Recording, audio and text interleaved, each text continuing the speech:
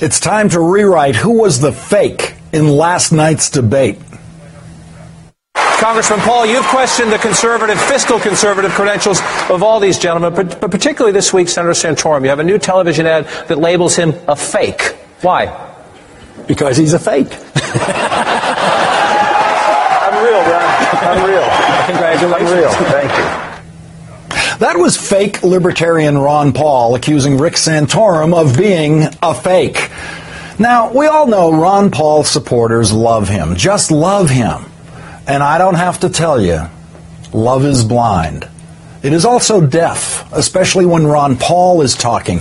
When Ron Paul talks about legalizing drugs, the beneficiaries of that idea get so high on Ron Paul love that they don't hear anything else he says.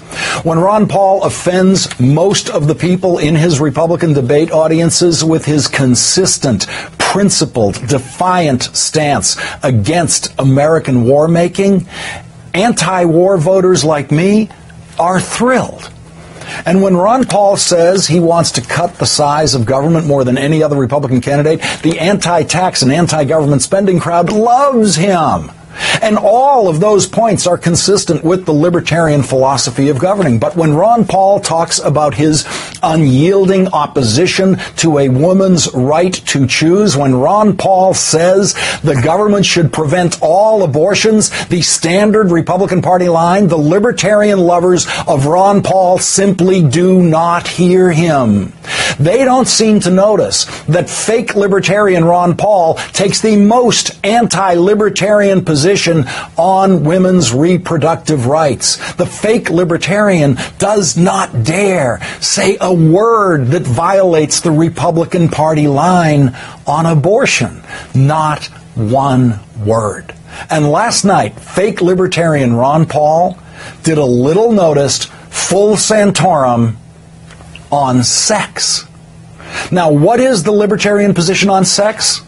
Okay, that's something of a trick question because, of course, libertarians have no position on sex, as in government should make no law on sex among consenting adults. All of the libertarians that I know, like Penn Jillette, are...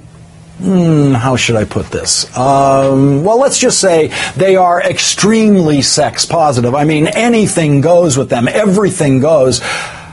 Well, I think I've probably gone as far as I can on a family show in describing libertarians' attitudes towards sex. True libertarians. But fake libertarian Ron Paul? That dude is every bit as anti-sex as the sex-obsessed, sex-hater Rick Santorum. As an OB doctor, I've dealt with birth control pills and contraception for a long time. Now, when he said that, I got ready for another great Ron Paul moment. Here comes Ron.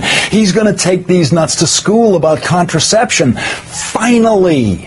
You know he's going to cut through all that Republican bull. You know he's going to... And then Ron Paul said this.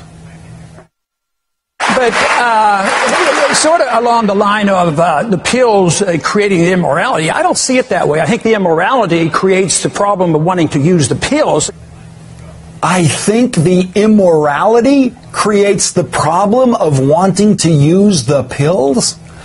Sex creates the problem of wanting to use the pills. Ron Paul just equated sex with immorality. He just said that wanting to have sexual intercourse without having a baby is immoral. Listen to his words again. Quote, I think the immorality creates the problem of wanting to use the pills.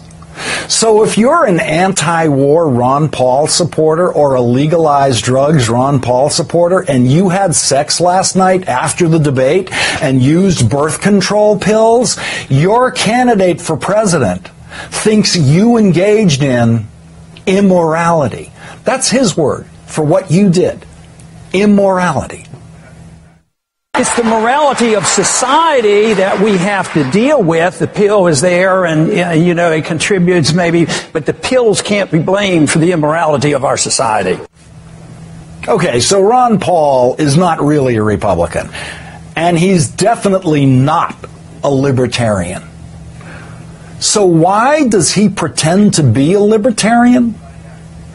Because he's a fake. Because he's a fake. Because he's a fake.